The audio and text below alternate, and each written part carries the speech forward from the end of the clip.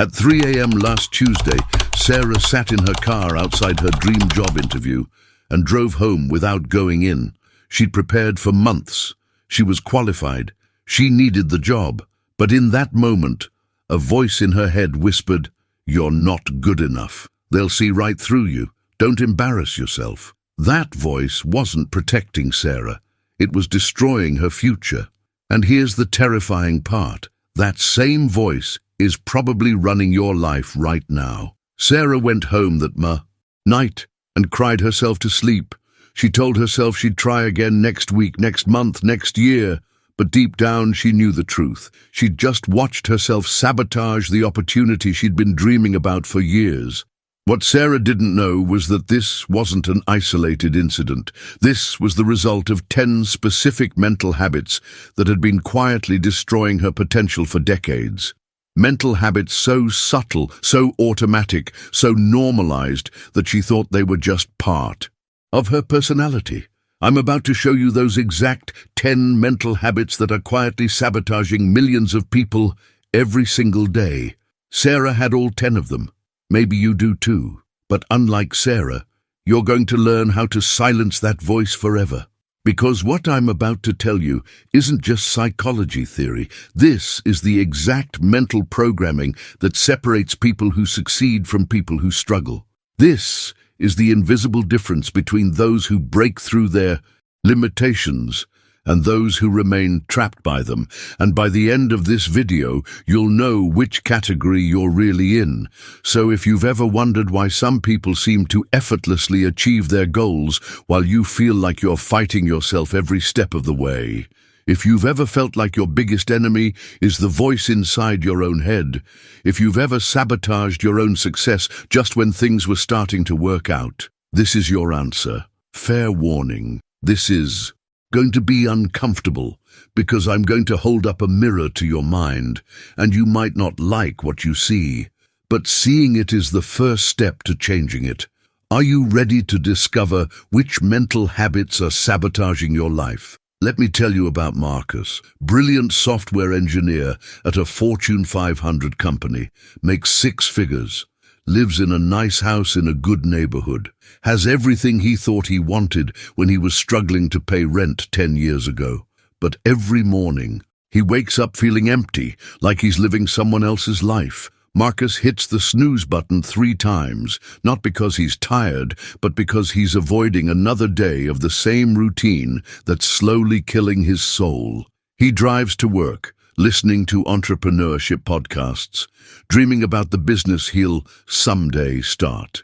He sits in meetings thinking about the book he'll eventually write. He goes to bed promising himself that tomorrow will be different. But tomorrow is never different, because Marcus has been sabotaging himself for 15 years, and he doesn't even know it. His mental habits are so automatic, so ingrained, so normalized, that he thinks they're just being realistic. Sound familiar? Marcus isn't lazy. He isn't stupid. He isn't unlucky. He's trapped by mental habits that feel protective, but are actually destructive. And the most dangerous part? These habits feel completely justified, reasonable, and smart. Here's what most people don't understand about self-sabotage. It doesn't announce itself. It doesn't feel like sabotage. It feels like protection. It feels like wisdom.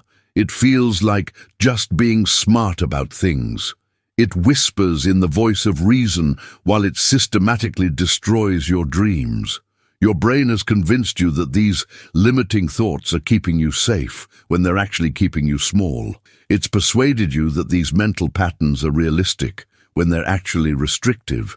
It's made you believe that these habits are helping you avoid failure when they're actually guaranteeing it. The tragic irony is that the very mental habits you think are protecting you from disappointment are creating the disappointment you're trying to avoid. Mental habit number 1, the victim narrative. This is when you explain your life through what's happened to you instead of what you've chosen to do. Every conversation becomes a story about your obstacles, your disadvantages, your bad luck. You become the main character in a tragedy where external forces control your destiny. I can't start a business because I don't have connections. I can't lose weight because I have bad genetics. I can't find love because all the good ones are taken. I can't get ahead because the system is rigged. I can't change careers because I have too many responsibilities. Marcus does this constantly. At lunch with colleagues, he talks about his demanding boss who doesn't appreciate him. At family dinners, he explains why his difficult childhood affects his confidence.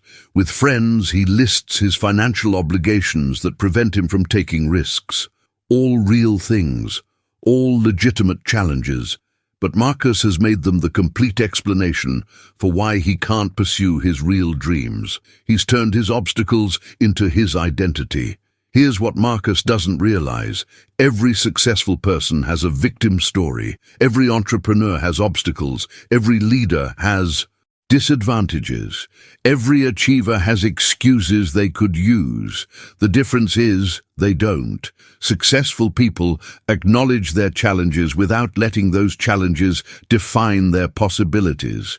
They see obstacles as problems to solve, not reasons to quit. They understand that circumstances are temporary, but the habits you develop in response to those circumstances can last forever. You're not a victim of your circumstances. You're a product of your choices in response to your circumstances.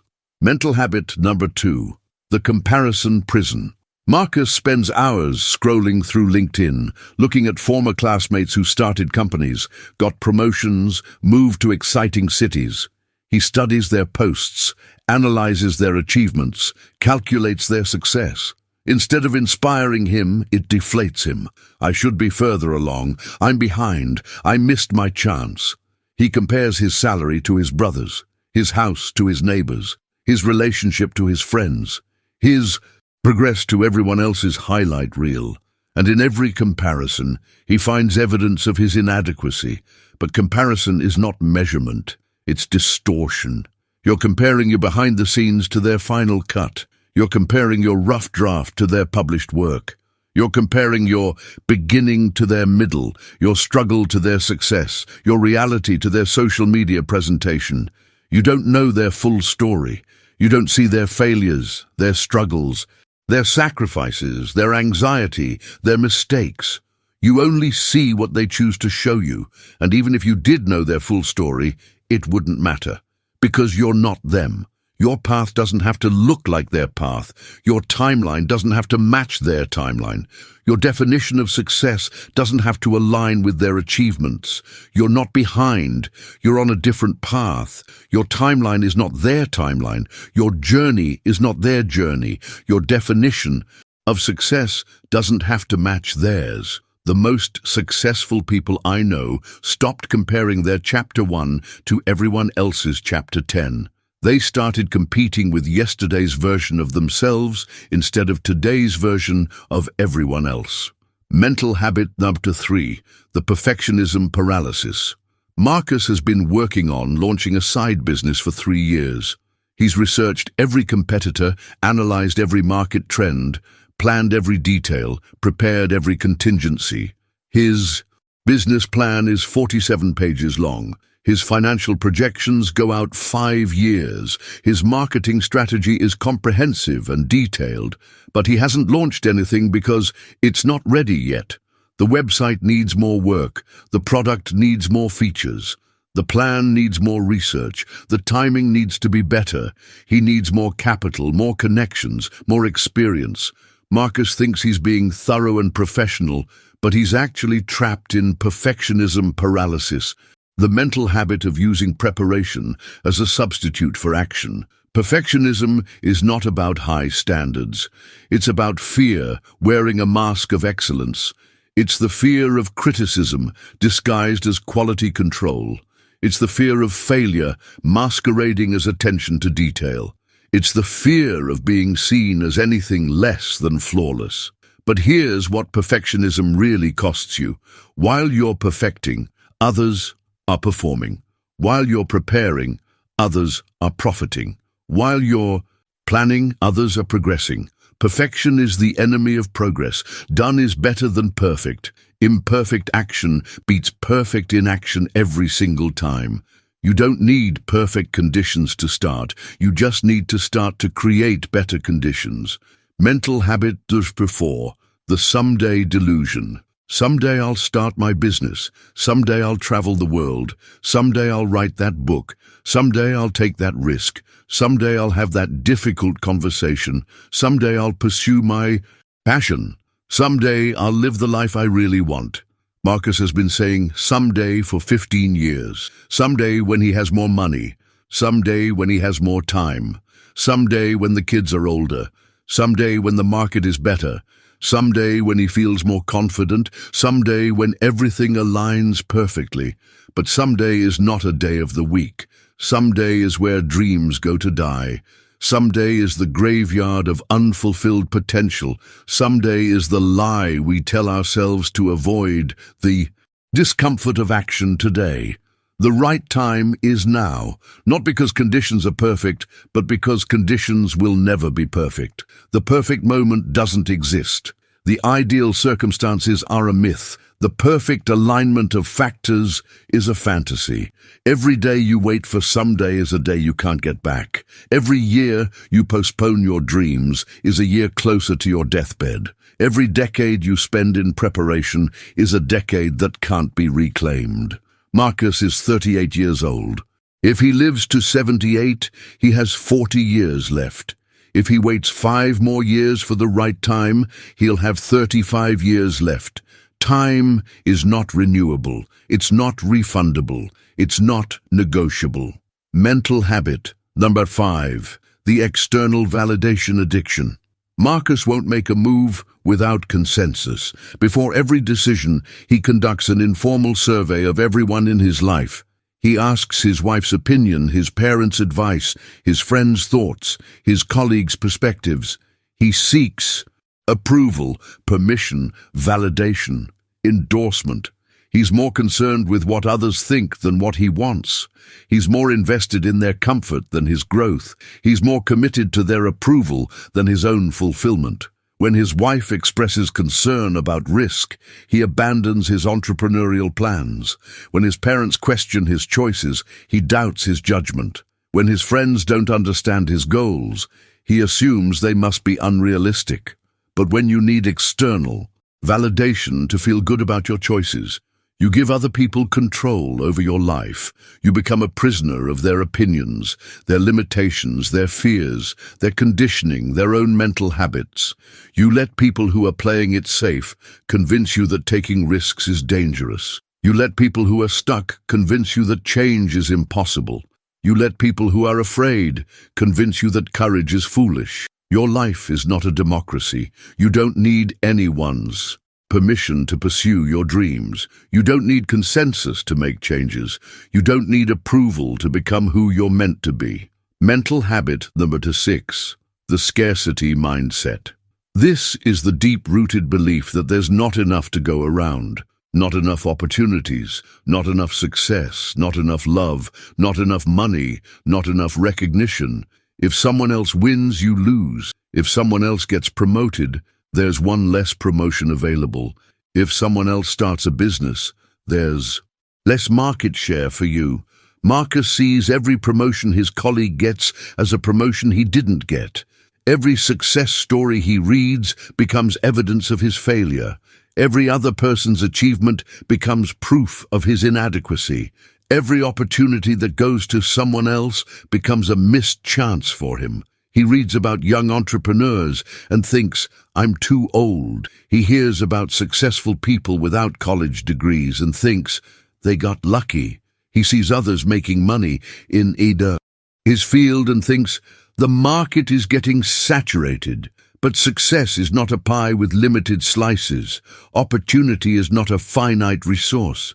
Other people's wins don't create your losses. Someone else's promotion doesn't eliminate your chances. Another person's business success doesn't reduce the available market.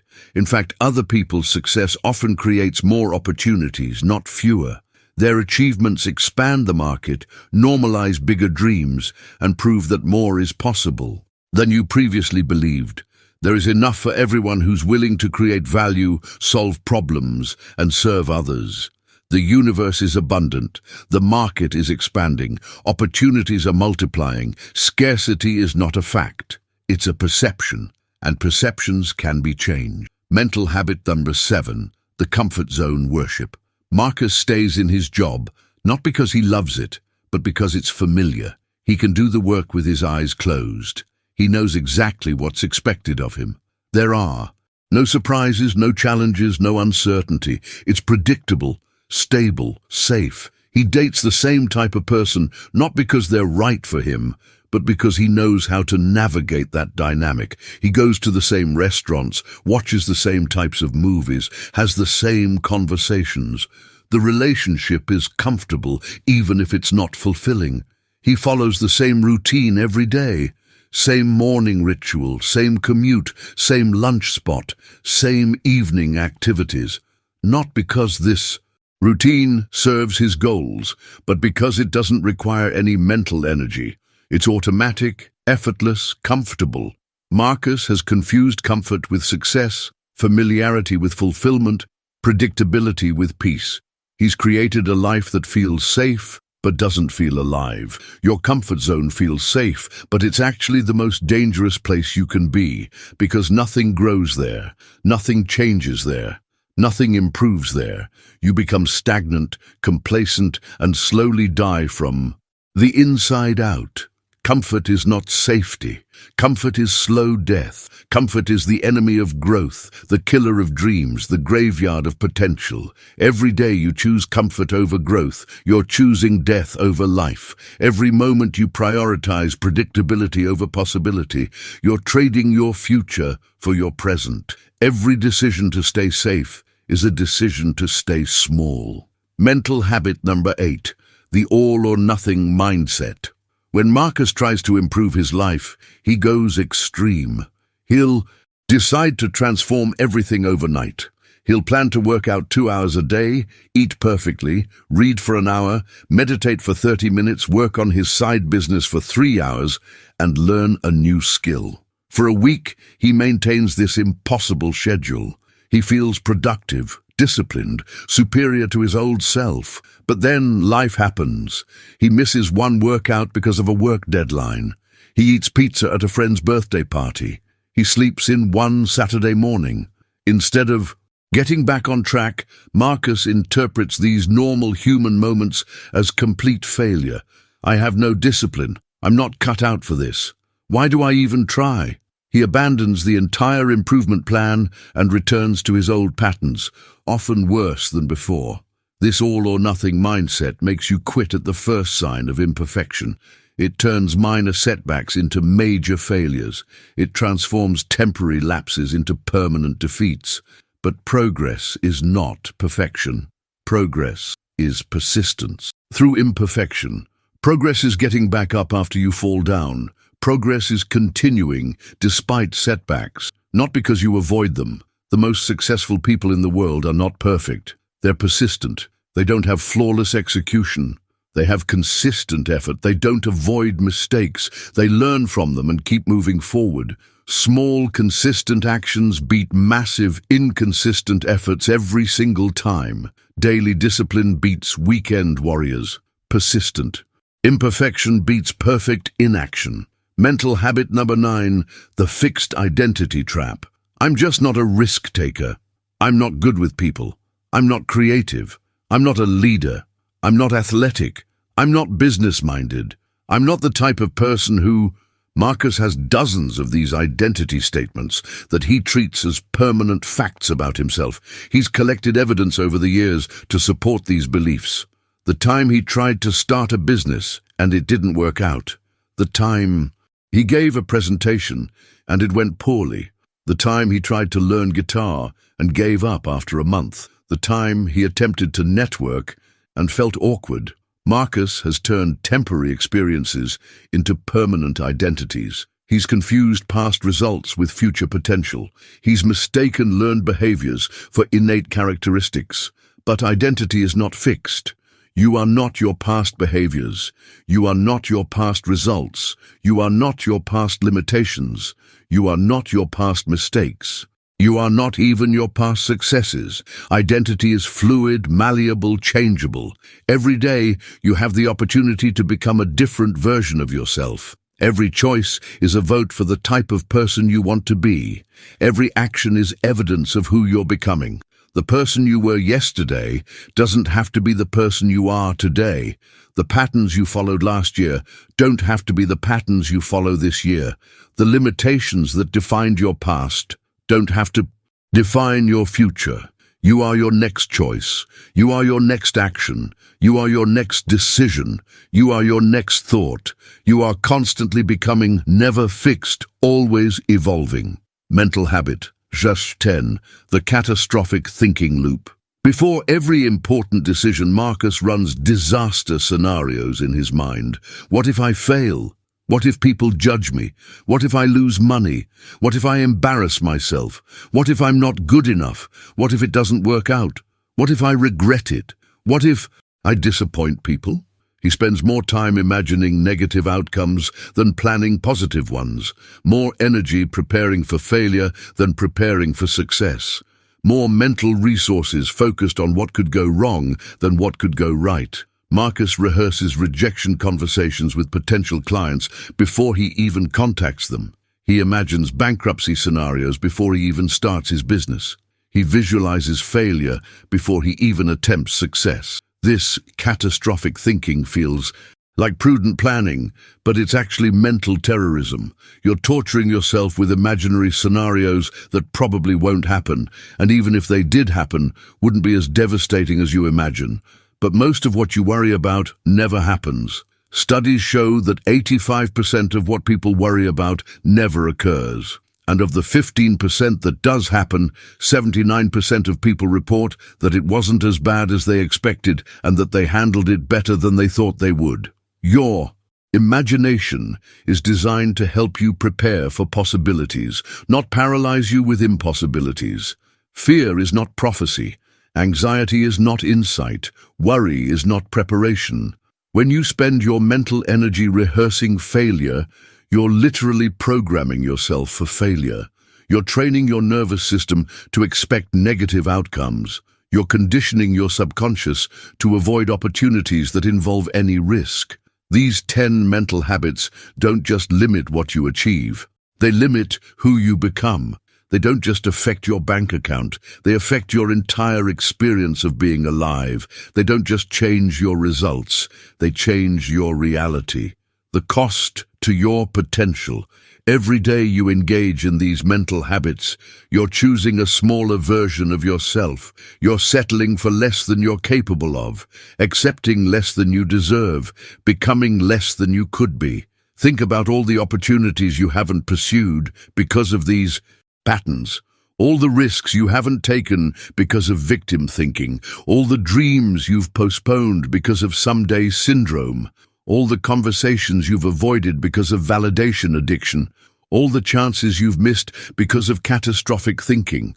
Marcus calculated this once, in a moment of brutal honesty.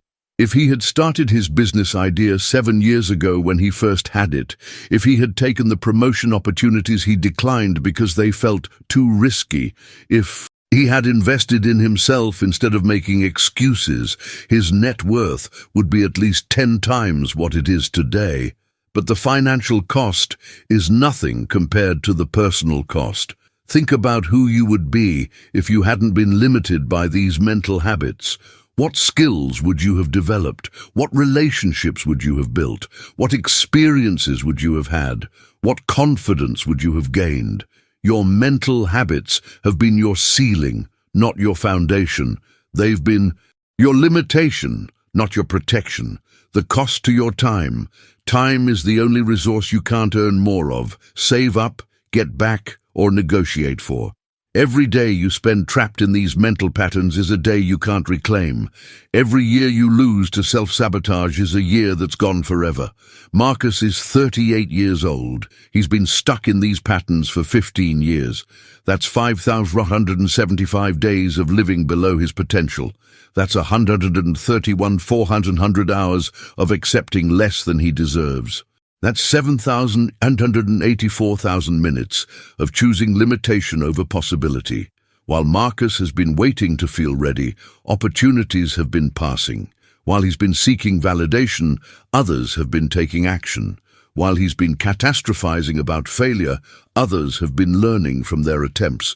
While he's been worshipping comfort, others have been embracing growth. If Marcus lives to 78, he has 40 years left. If he doesn't change these mental habits, he'll spend those 40 years the same way he spent the last 15, dreaming about the life he could have instead of living the life he wants.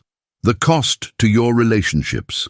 These mental habits don't just affect your relationship with yourself, they affect your relationships with everyone else. When you're trapped in victim thinking, you drain other people's energy with constant complaints and excuses. When you're addicted to validation, you become manipulative and needy. When you're stuck, in comparison, you become envious and bitter. Marcus's wife stopped sharing her wins with him because his response was always about how it made him feel inadequate. His friends stopped inviting him to entrepreneurship meetups because he always found reasons why the speakers were different from him. His colleagues stopped including him in ambitious projects because his first response was always about what could go wrong. Your mental habits determine not just what you attract into your life, but what you repel from your life. They shape not just your opportunities, but your relationships. They influence not just your success, but your connections. The cost to your legacy. What example are you setting?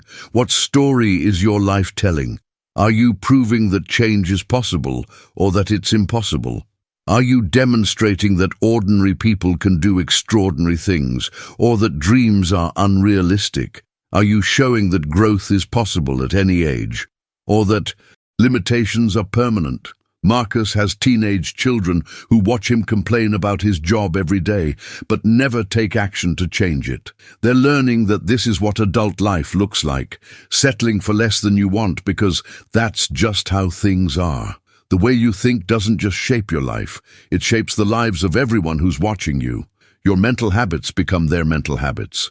Your limitations become their limitations. Your excuses become their excuses. But it works the other way too. When you break free from these patterns, you give others permission to break free too. When you prove that change is possible, you inspire others to change. When you demonstrate that mental habits can be transformed, you show others that transformation is available to them too. Here's what neuroscience has taught us about mental habits. Your brain is plastic. Not fixed, not permanent, plastic. It can be rewired, reprogrammed, transformed at any age. Every thought you think creates a neural pathway. Every time you repeat that thought, you strengthen that pathway. Eventually, that pathway becomes so strong, so automatic, that the thought seems to think itself. But here's the beautiful part. You can create new pathways. You can strengthen different connections. You can literally rewire your brain by changing your mental habits. The recognition phase. The first step to changing any mental habit is catching yourself in the act. You need to become aware of your automatic thoughts, your default explanations, your unconscious patterns. For Marcus, this was revolutionary. He started paying attention to his internal dialogue and was shocked by what he discovered. In a single day, he caught himself engaging in victim thinking 12 times, comparison thinking 8 times, and catastrophic thinking 15 times. These thoughts had been running on autopilot for so long that he'd stopped noticing them. They'd become background noise, mental music that played constantly without his conscious awareness. Start paying attention to your internal dialogue. Notice when you explain why something won't work instead of figuring out how it could work. Notice when you focus on what's wrong instead of what's possible. Notice when you choose comfort over growth, validation over authenticity, perfection over progress. Awareness is not judgment. You're not trying to criticize yourself for having these thoughts. You're trying to observe them objectively, like a scientist studying a specimen. You cannot change what you cannot see. Awareness is the beginning of transformation. The interruption phase. Once you recognize a mental habit in action, interrupt it. Don't try to change it immediately. Don't try to replace it with something positive. Just pause it. Create space between the automatic thought and your response to it. When Marcus caught himself thinking, "I can't do this," he learned to pause and ask, "Is this true, or is this just my habit talking?" When he noticed himself comparing to others, he would stop and ask, "How is this helping me grow?" When he felt himself seeking validation, he would pause and ask, "What would I do if I already had their approval?" The pause is where your power lives. In that moment between stimulus and response, between automatic thought and automatic reaction, between mental habit and mental choice, that's where transformation happens. You don't need to have perfect thoughts. You just need to have conscious thoughts. You don't need to eliminate all limiting beliefs. You just need to stop being unconsciously controlled by them. The replacement phase. You can't just eliminate a mental habit. Nature abhors a vacuum. You have to replace it with something better. For every limiting thought pattern, you need an empowering alternative. Instead of, "I can't because," Marcus learned to think, "How can I?" Instead of, "This won't work because," he practiced, "What would need to be true for this to work?" Instead of, "I'm not good enough," he chose, "I'm learning and improving." Instead of, "What if I fail?" he shifted to, "What if I succeed?" You're not trying to become delusionally positive. You're not trying to ignore reality or pretend that challenges don't exist. You're trying to become realistically empowering. You're trying to focus your mental energy on solutions instead of problems, possibilities. Instead of limitations, growth. Instead of protection. The practice phase. New mental habits require repetition. You need to consciously choose the empowering thought pattern until it becomes as automatic as the limiting one used to be. This takes time. This takes consistency. This takes patience with yourself as you rewire decades of conditioning. You're literally changing the structure of your brain, creating new neural pathways, strengthening different connections.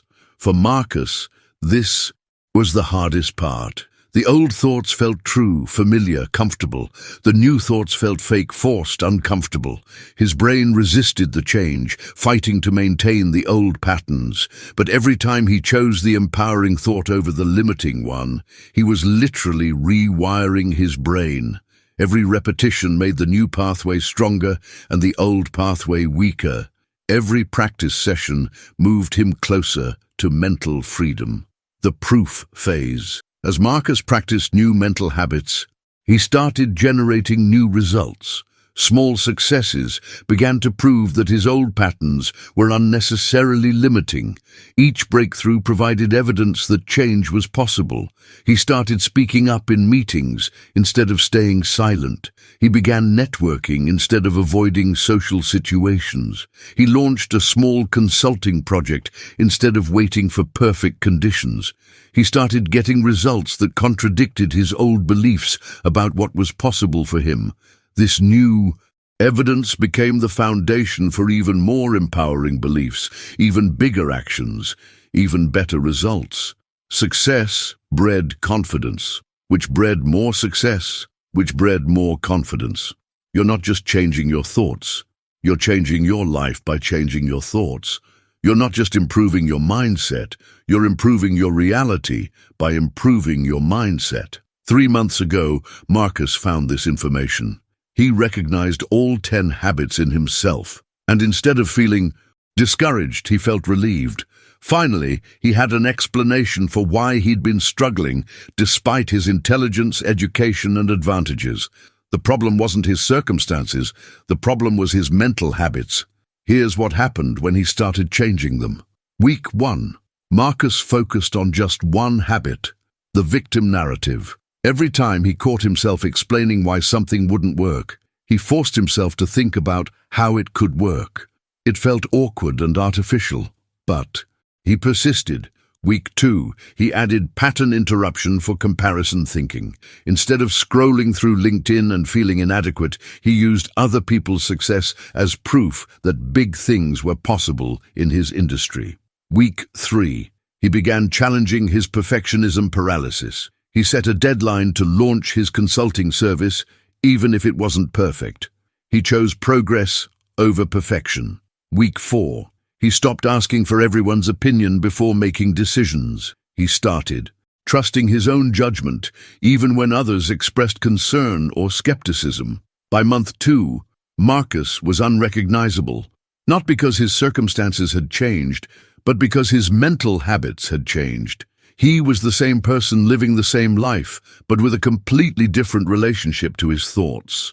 He stopped telling victim stories and started taking responsibility. He stopped comparing himself to others and started competing with yesterday's version of himself. He stopped waiting for permission and started asking for forgiveness. He stopped seeking perfection and started celebrating progress. Last week, Marcus did something that would have been unthinkable 6 months ago. He quit his corporate job to launch his software company. Not because his circumstances finally aligned perfectly, not because he felt completely ready, not because everyone supported his decision. He did it because his mental habits had transformed from liability to asset, from limitation to liberation, from sabotage to support. Marcus's company isn't guaranteed to succeed, but Marcus is guaranteed to grow, learn, and become more than he was.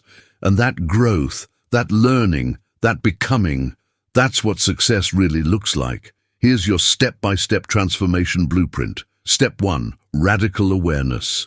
Days 1-7. For the next 7 days, become a detective of your own thoughts. Carry a notebook or use your phone to track every time you engage in these mental habits. Don't try to change them yet. Just notice them, count them, track them. You might be shocked by how often these patterns run. Marcus discovered he was engaging in limiting mental habits over 60 times per day. That's one every 16 minutes of his waking life. You cannot change what you cannot see. Awareness is the prerequisite for transformation. Step 2, pattern interruption. Days 8-14. When you catch yourself in a limiting mental habit, interrupt it with a simple question. Is this thought helping me or hurting me? If it's hurting you, choose a different thought. Don't worry about choosing the perfect replacement thought. Just choose a less destructive one. Instead of, I can't, try, how might I? Instead of, this is impossible, try, this is challenging.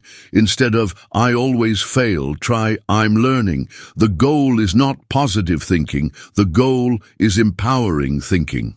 Step 3. Evidence gathering. Days 15-21. Start collecting evidence that contradicts your limiting beliefs. Create a success inventory, a list of every accomplishment, breakthrough, moment of courage, time you surprised yourself, challenge you overcame. If you think you're not good enough, find examples of times when you exceeded expectations. If you think you can't change, find examples of things you've already changed. If you think you're not capable of success, find examples of successes you've already achieved. Your past is full of evidence that your limitations are not as permanent as you think. You just haven't been paying attention to that evidence. Step 4. Identity upgrading. Days 22-28. Stop defining yourself by your past and start defining yourself by your potential. Instead of, I'm not good at this, try, I'm learning to get better at this. Instead of, I'm not the type of person who, try, I'm becoming the type of person who. Language shapes reality. Change your language. Change your life. Change your identity statements. Change your identity. Change how you talk about yourself. Change how you think about yourself. Step 5. Action before emotion. Days 29-30 and beyond. Don't wait to feel confident before you act confident. Don't wait to feel ready before you start. Don't wait to feel motivated before you move. Don't wait to feel like a successful person before you start doing what successful people do.